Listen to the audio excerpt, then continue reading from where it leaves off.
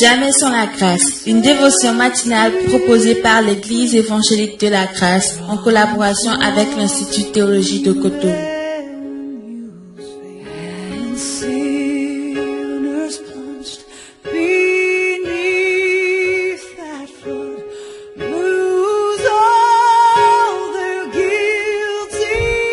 Bonjour chers amis, chers internautes, nouvelle journée, nouvelle provision, bienvenue dans cette dévotion. Chers amis, merci vraiment pour vos encouragements, merci pour tout ce qui nous aide à donner de la visibilité à nos dévotions, à toucher le maximum de personnes possible.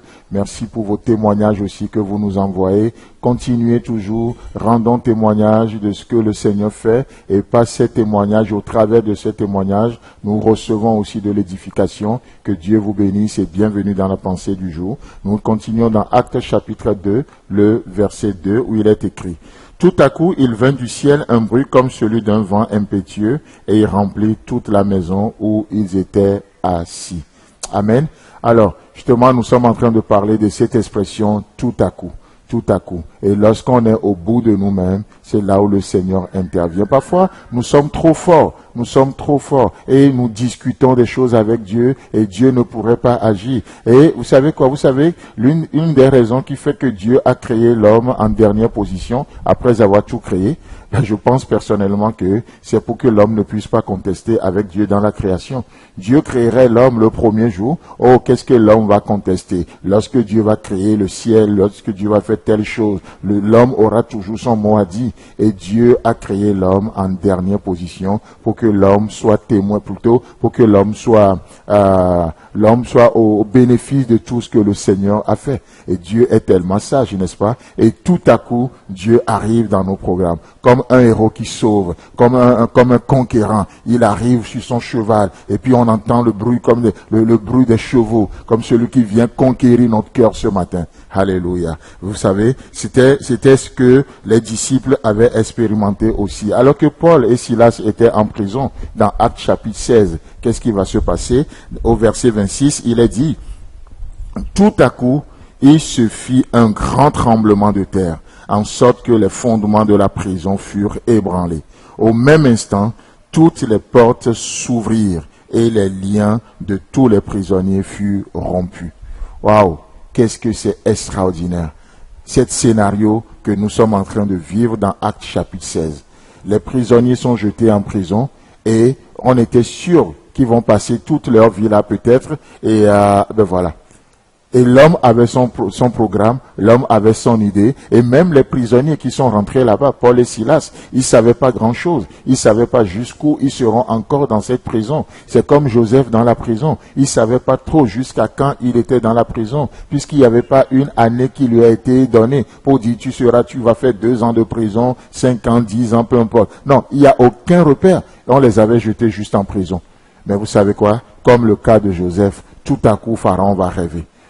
Comme par hasard, Pharaon va rêver et on va chercher quelqu'un et ce serait Joseph qu'on va trouver. Tout à coup, on trouvera Joseph. Et ici, Paul et Silas étaient en prison et qu'est-ce qui se passe? Tout à coup, le Saint-Esprit intervient. Le Saint-Esprit intervient et il se fit un grand tremblement de terre. Un grand tremblement de terre. Ce Dieu qui fait trembler la terre. Ce Dieu qui fait trembler tellement de choses. Ce Dieu qui est capable même d'arrêter le soleil dans son parcours orgueilleux pour pouvoir donner la victoire triomphale à ses enfants que nous sommes. Ce Dieu qui est capable de défier les lois de la nature. Pourquoi? Parce qu'il veut positionner, donner de la victoire à expérimenter à ses enfants. Et tout à coup, un grand tremblement de terre se passe, en sorte que les fondements de la prison furent ébranlés. Oh, je ne sais pas ce qui t'emprisonne ce matin. Peut-être que vous êtes prisonnier de la peur, vous êtes prisonnier de la dépression, vous êtes prisonnier de la subjectivité, vous êtes prisonnier de tellement de choses.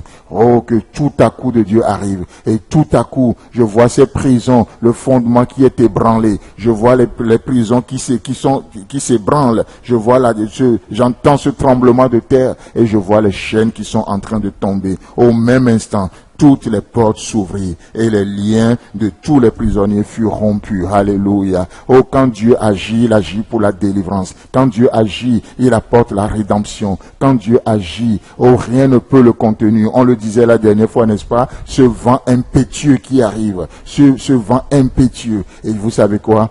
Tout change. Quand il descend, l'atmosphère change. Quand il descend, tout change, tout change. Et c'est ça, au fait, c'est extraordinaire. C'est extraordinaire de voir l'action de Dieu. Chers frères et sœurs, chers amis, chers internautes, peut-être vous êtes dans des choses et vous n'y croyez plus. Laissez Dieu vous visiter ce matin. Recevez la présence de Dieu au nom puissant de notre Seigneur Jésus-Christ.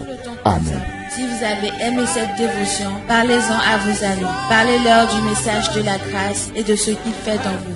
Pour un sujet de prière, une question ou plus d'informations, contactez-nous. Téléphone 64 88 35 87 ou 96 42 69 05 ou par WhatsApp au 94 75 80 20.